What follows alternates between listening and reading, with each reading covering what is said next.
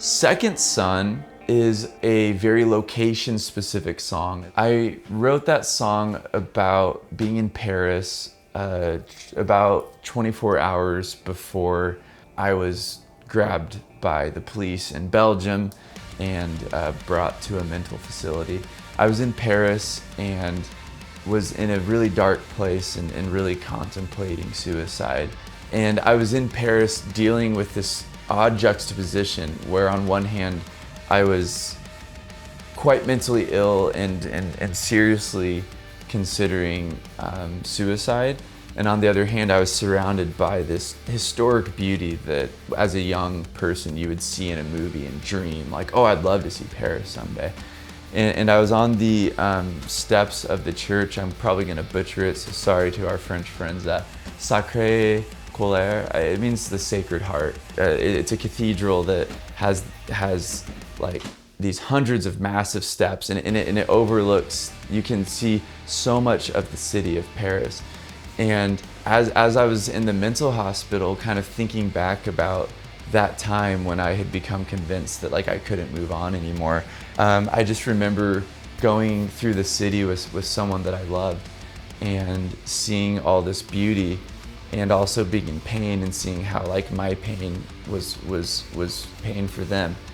And so much of this song is a reference to the French language, which I think is beautiful. I do not speak it, as a disclaimer, but I say like, pull me from the catacombs and send me to the sea, divided like the city lights split by the guillotine. And all our sentiments will not silence the coup. Show me how this ends, drowning in deja vu. So throughout the song, you'll hear a lot of like French, like words that the English language has borrowed from French. And I think about the Seine, I believe they say, the Seine River that flows through Paris and out to the ocean. That's the divided city lights that I'm describing. And a lot of it is, in many ways, it's kind of like the first real like kind of love song that I ever wrote. It also kind of deals with loving someone in a moment, but knowing that like you are so like broken and flawed that eventually this person is going to struggle to love you as they like fully uncover your brokenness, but also just kind of basking in the beautiful naivety of love.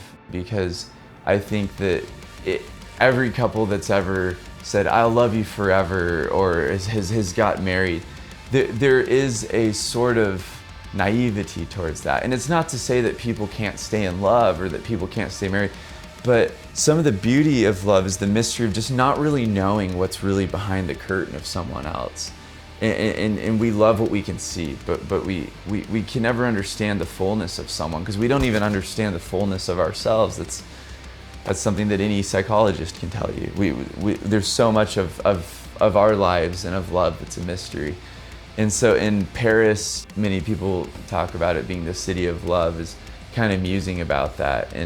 And being in this city that is so haunted with like the catacombs and all the stories of like the dead coming to life at night, and was kind of, it's a very sad song of knowing that you're just in this moment, in this like temporal love, but part of you thinks it can last forever, and part of you knows that it's fated to die, just like we're all fated to die at some point.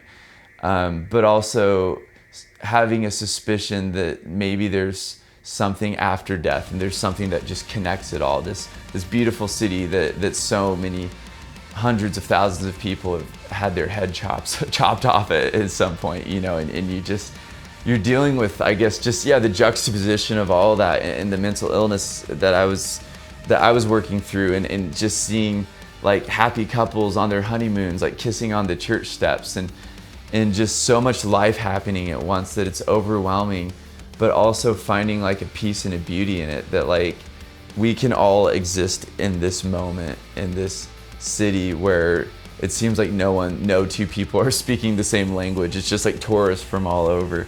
And you're one of them, and you're getting lost in Paris and going through, you know, alleyways, and there's a reference to the poem "The Second Coming" by Yeats, where I say the center will not hold, and realizing that there's kind of an apocalyptic theme, I guess, to this song. Just knowing that everything you see in front of you now is going to pass in a blink of an eye, and hoping that like my mental condition would also pass with it. And then in kind of the refrain of the song, I say, "Stay and count the ghosts with me, because they might haunt, but they won't bleed." And realizing that these